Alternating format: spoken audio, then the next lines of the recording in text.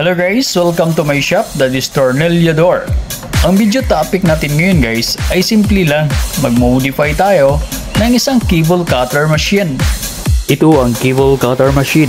Ang complaint dito kaya i-modify natin, hindi straight ang cutted cable wire. Kaya ito ang igagawa natin ngayon ng paraan kung papaano. Okay guys, ito ang napag-isipan kong gagawin. Gagawa tayo ng roller guide na siyang magtutuwid ng mga tabinging kable.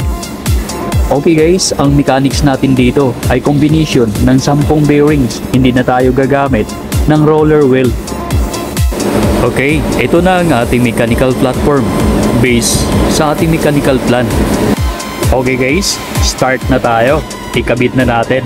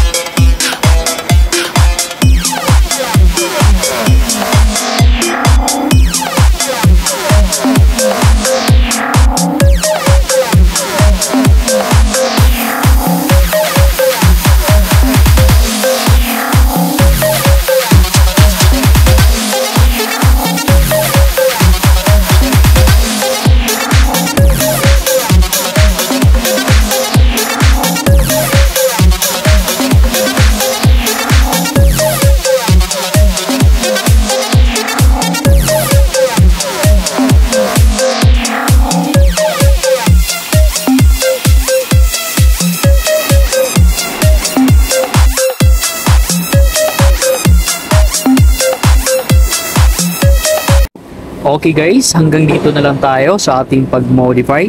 At kung nagustuhan ninyo ang video ito, please don't forget to click subscribe, like, share, and bell buttons para update kayo sa mga bagong video.